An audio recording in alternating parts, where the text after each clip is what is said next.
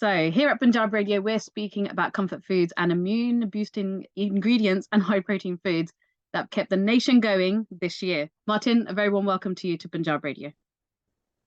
Thanks ever so much. Great to be here. Thank you. Okay, so just tell us a little bit about yourself. As you said, I'm the executive chef of Waitrose, and really what that means is I get to play with food for a living, and I get to lead an amazing team of the best chefs you've never heard of.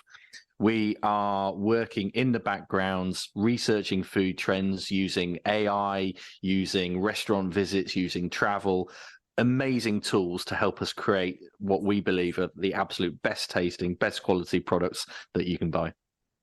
The cost of living is, it affects us all. No one's immune.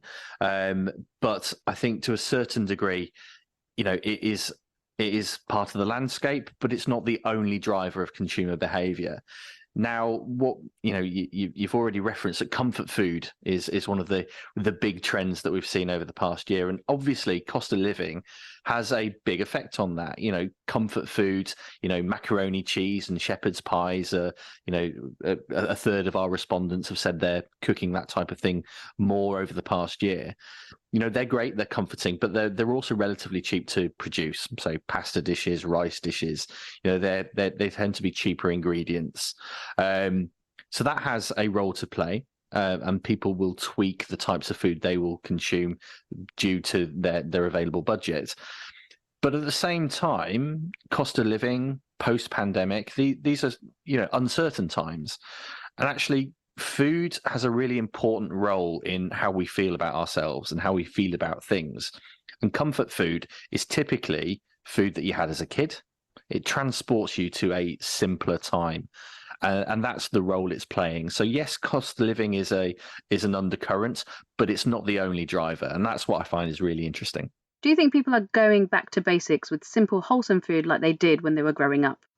And actually, we found that 39% of people were buying more Yorkshire puddings this year, and even homemade ready-made roast potatoes are on the up. And actually, even the humble sausage sales of our essential pork sausages are up 34%. So there's some real staples, some real favourites that are absolutely coming back to the fore. But at the same time, there are certain elements of comfort food and, maybe elements that are maybe more prepared than we need them to be. So things like the humble ready-made, ready-roasted or ready-baked potato, that's falling out of favor. And I think, again, post-pandemic, we've reconnected to how we cook and how we consume food. And actually, that type of convenience is probably one step too far. We know that we can adequately do that ourselves. So at the same time, there are elements of comfort that are going up, but there are still those little ones that are going down also. I would say that this year has been the year of the air fryer. There's been a lot of food trends over the last decade. Which one do you think has resonated with yourself and the average customer? Yeah, so this is the 10th year. We've done this for a decade, and like I say, it's my favourite time of the year to look back at food trends and to try and predict. And actually, the past 10 years in food trends have been so different. We started off when we first started the report with the huge trend around Frankenbaking, a really unusual term, but it was about the cronut. It was about the amazing hybrid desserts that were out there. The mix of croissant and donut or muffin, and then the rise of the freak shake, which were overtly, really over the top garnished milkshakes. And then sort of 5 years ago, we realized that's probably not the way to go forward in terms of that much consumption. So we turned into more clean eating, and plant-based was on the rise. And you're absolutely right. Over the past, 12 to 24 months, the air fryer has gone absolutely crazy. I've got mine. I love experimenting with mine, and it's much more than just cooking fish fingers and chips. It's absolutely, I'm making triple cooked chips or the most amazing roast potatoes through there by adapting the way I'll play with low temperatures and high temperatures, and actually they can be really functional in pieces of kitchen equipment. So yeah, it's really, really fascinating how technology is affecting the way that we're cooking and consuming. Now we are coming up to the end of 2023. What do you think the trends for food and drink will be in 2024? Okay, so connectivity is going to be a big thing. So AI and data has been huge over the last year, and the conscious way that we consume food is going to increase.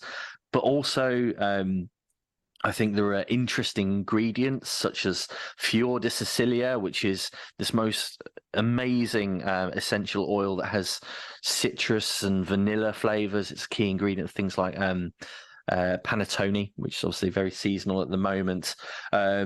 Doenjang paste, which is a Korean version of miso, is another trending ingredient. So I think we're going to see some really interesting things. And then from a cuisine level, Nepalese cuisine we're starting to see trending as well, with the rise of the momo, fantastic stuffed dumpling that we're starting to see arrive in street foods in London in particular. So some fantastic, exciting food on the horizon. If anyone wants to read more for themselves, they can head over to waitrose.com, find the report for themselves, and delve themselves into what we've been eating over the past year.